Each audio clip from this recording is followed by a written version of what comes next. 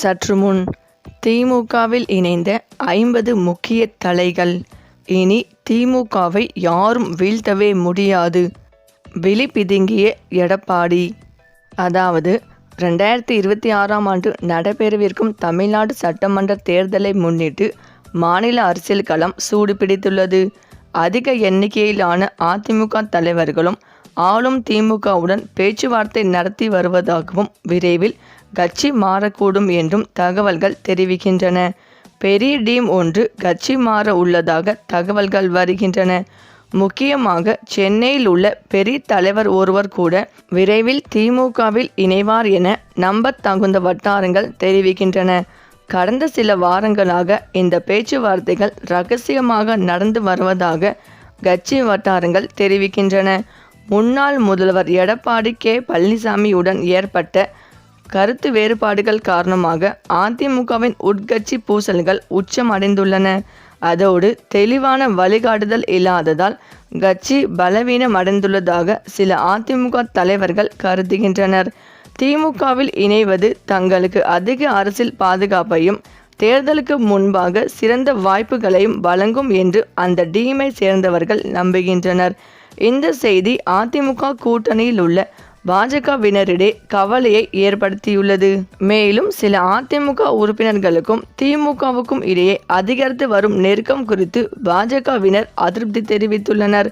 நீங்கள் திமுக போனால் நடப்பதை வேறு, அதிமுகவில் இருங்கள், பாஜகவுடன் நீங்கள் வைத்துள்ள கூட்டணி வெற்றி பெறும், இல்லை என்றால் சிக்கலை சந்திப்பீர்கள் என்று பாஜக கோபமடைந்துள்ளது. தமிழக அரசியலில் இத்தகைய கட்சி தாவல்கள் புதியவை அல்ல. ஆனாலும் அதன் நேரம் முக்கியத்துவம் வாய்ந்தது என்று அரசியல் நோக்கர்கள் கருதுகின்றனர்.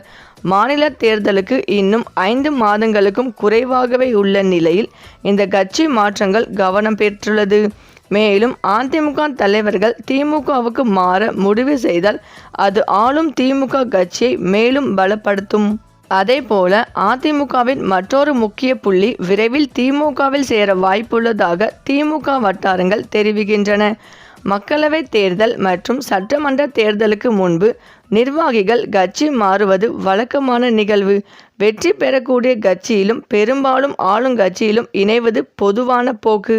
ஆக திமுக வட்டாரங்கள் தரும் தகவலின்படி அந்த முக்கிய புள்ளி கொங்கு மண்டலத்தைச் சேர்ந்தவர் என்றும் சிலர் அவர் சென்னையை சேர்ந்தவர் என்றும் கூறுகின்றனர்.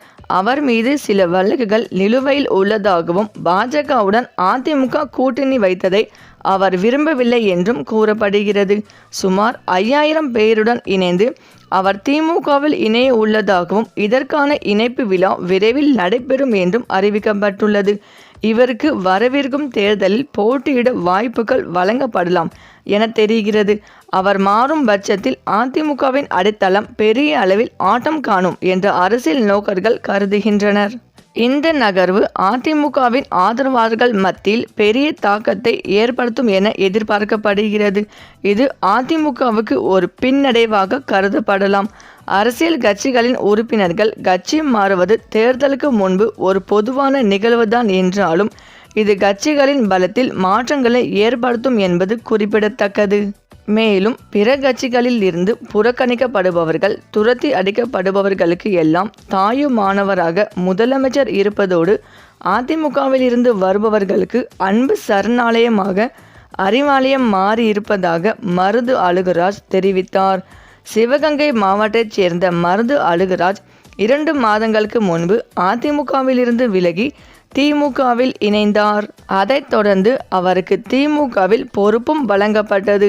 இந்த நிலையில் அண்ணா அறிவாலயத்தில் அதிமுக அமமுக முன்னாள் முதலமைச்சர் ஓ பன்னீர்செல்வம் அணிகளில் இருந்த அவரது ஆதரவாளர்கள் முதலமைச்சருடன் திமுக தலைவருமான மு.க. ஸ்டாலின் முன்னிலையில் திமுகவில் இணைந்தனர். இதைத் தொடர்ந்து செய்தியாளர்களிடம் பேசிய கூட்டுறவுத்துறை அமைச்சர் பெரிய கருப்பன், அதிமுக அமமுக உள்பட பல்வேறு அணிகளில் இருந்தவர்கள், உள்ளாட்சி அமைப்புகளின் பிரதிநிதிகள், கட்சிகளின் முக்கிய பொறுப்பில் உள்ள 500க்கும் மேற்பட்டோர் திமுகவில் இணைந்துள்ளனர். திமுக வலுவாகவும் மக்கள் செல்வாக்குடனும் உள்ள நிலையில் மேலும் வலு சேர்க்கும் விதமாக திமுகவில் இணைந்துள்ளனர். முதலமைச்சரின் கரத்தை வலுப்படுத்தக்கூடிய விதமாக நல்ல உணர்வோடு நல்ல முடிவெடுத்து எடுத்துள்ளனர் என்று அமைச்சர் பெரிய கருப்பன் கூறினார். இதைத் தொடர்ந்து பேசிய மருது அழுகுராஜ், கடந்த 2 மாதங்களுக்கு முன்பாக என்னை திமுகவில் இணைத்து கொண்டேன். இதைத் தொடர்ந்து என்னுடைய ஆதரவாளர்கள் என்னுடன் பயணிப்பவர்களும் இணைய வேண்டுமென விரும்பினார்கள்.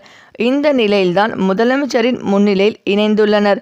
மேலும் அனைத்து கட்சிகளில் இருந்து துரத்தி அடிக்கப்படுபவர்கள், புறக்கணிக்கப்படுபவர்களையும் அபகரித்து அரசியலை மேற்கொள்பவர்களிடம் இருந்து தப்பி வரக்கூடியவர்களுக்கு எல்லாம் தாயுமானவராக முதலமைச்சர் இருக்கிறார். மேலும் அறிவாலயம் என்பது அண்ணா திமுகவில் இருந்து வரக்கூடியவர்களுக்கு அன்பு சரணாலயம் மாறி இருக்கிறது என்று தெரிவித்தார்.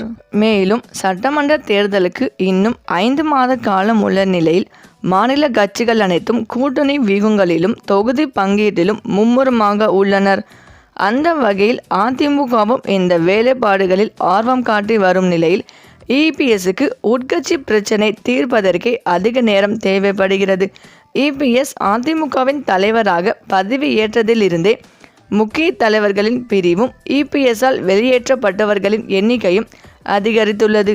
இதனை மேலும் வலுப்படுத்தும் வகையில் அமைந்ததுதான் செங்கோட்டையனின் நீக்கம். செங்கோட்டையனை கட்சியிலிருந்து நீக்கப்பட்ட பின் அவரின் அடுத்த கட்ட நடவடிக்கை என்னவாக இருக்கும் என அரசியல் களமே உன்னிப்பாக கவனித்து வருகிறது.